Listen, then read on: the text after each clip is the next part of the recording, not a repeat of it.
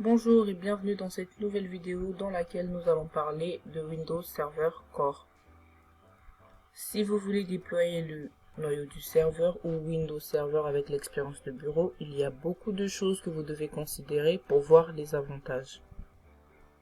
Le serveur Core a une petite empreinte, il va utiliser moins de ressources et il consomme moins d'espace. Il est juste au-dessus de 6 Go sur le disque. L'expérience de bureau est juste au-dessus de 10 Go. Donc pour faire la comparaison, il y a une différence en gros de 4 Go entre les deux systèmes d'exploitation et entre la condition du serveur et l'édition expérience de bureau. Aussi un avantage console-serveur, moins de composants parce que c'est juste un système d'exploitation qui a une plus petite empreinte. Vous aurez moins de mises à jour.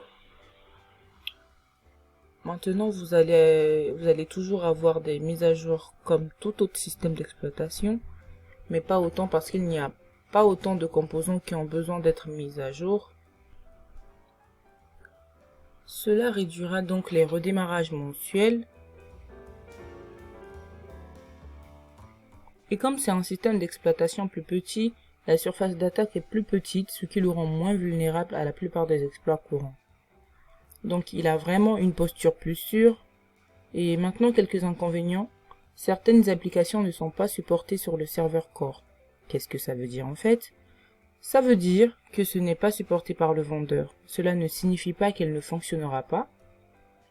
Donc si vous installez une application, disons que vous avez un environnement de test, vous déployez le serveur Core sur votre environnement de test et que vous installez une application que vous avez achetée auprès d'un vendeur et qu'elle fonctionne parfaitement dans votre environnement de test, cela ne signifie pas que vous devez la déployer dans votre environnement de production.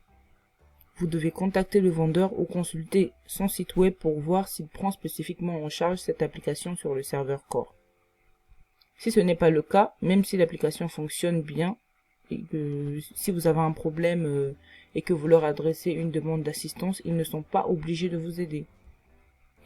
S'ils vous disent qu'ils ne supportent pas leur application sur un noyau de serveur, il ne s'agit donc pas seulement d'un support de fournisseur fonctionnel.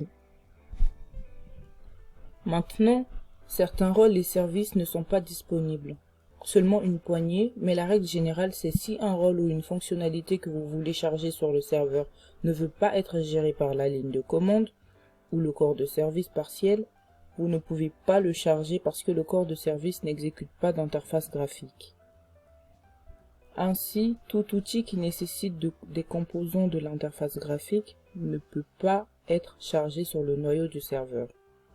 Il n'y en a qu'une poignée, et comme nous l'avons dit, il n'y a pas d'interface graphique locale, donc ce que nous allons faire, nous le verrons dans nos démonstrations. Nous allons gérer la plupart de ces choses à distance.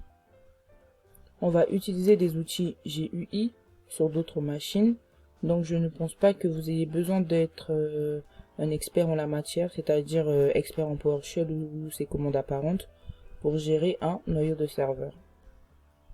Vous n'en avez vraiment pas besoin, vous pouvez simplement le faire depuis une autre machine quand vous installez le serveur Core.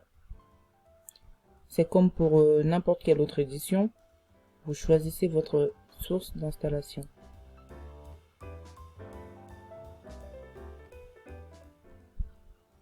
À partir de quoi démarrez-vous? Si c'est un DVD ou une clé USB, vous devez configurer le déploiement du type de réseau, la langue, l'heure, la devise et le clavier. Ensuite, vous sélectionnez le système d'exploitation installé. Et quand on fait cela, voici ce que nous obtenons. Donc nous avons notre 2019 Standard Edition. C'est en fait le noyau. Ensuite, nous avons deux expériences de bureau standard. Donc on a le GEOOY. Ensuite, nous avons le centre de données qui est le noyau. Et nous avons l'expérience de bureau du centre de données avec le GEOOY. Une fois que nous avons fait cela, nous allons simplement accepter le contrat de licence.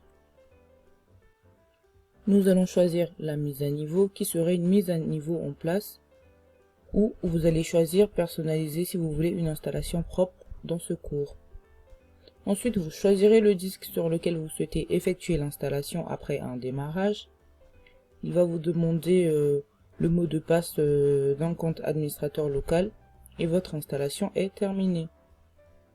En gros, si vous avez déjà installé Windows Vista ou Windows 10, ils ont tous la même installation que le système d'exploitation du serveur 2019. La seule exception est que vous allez choisir votre OS serveur ici. Mais il ne s'agit pas de choisir le système d'exploitation. C'est exactement la même chose que d'installer Windows 10. C'est juste que c'est beaucoup plus rapide et ça ne pose pas autant de questions à l'arrière.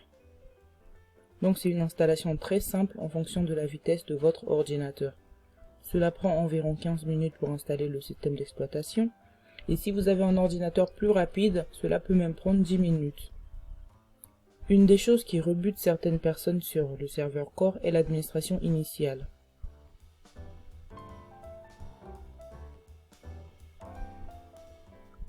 Si j'installe un système d'exploitation, il y a des choses que je dois faire. On doit nommer l'ordinateur, configurer les paramètres IP. Si on veut rejoindre un domaine, on va le faire. On peut aussi faire des choses comme configurer les mises à jour de Windows, activer ou désactiver la gestion à distance. Donc il y a beaucoup de choses que vous pouvez vouloir faire. Si vous essayez de faire cela à partir d'une ligne de commande, c'est beaucoup de travail. Renommer un ordinateur, définir la configuration IP et essayer de le joindre à un domaine serait un refus en soi pour de nombreux administrateurs. Donc ce que Microsoft a fait, ils sont venus avec cette configuration du serveur SANSCAR. Il s'agit d'un système piloté par menu. Avec cela, vous n'avez pas besoin de script, ce qui élimine le besoin de script. Tout ce que vous allez faire, c'est de vous promener dans le système piloté par menu. Donc si je veux renommer l'ordinateur, je tape le numéro 2. Il va me demander le nouveau nom de l'ordinateur. Si je veux définir les paramètres réseau, je tape simplement le numéro 8. Et le logiciel me guidera dans le processus de définition de l'adresse IP et de tous les autres paramètres tels que le masque de sous-réseau, la passerelle par défaut, le serveur DNS, si vous voulez en gros les activer. C'est donc l'outil commun que nous utiliserons pour la configuration initiale, ce qui rend le processus très simple. Cette vidéo touche à sa fin, on se retrouve la prochaine fois dans une nouvelle vidéo.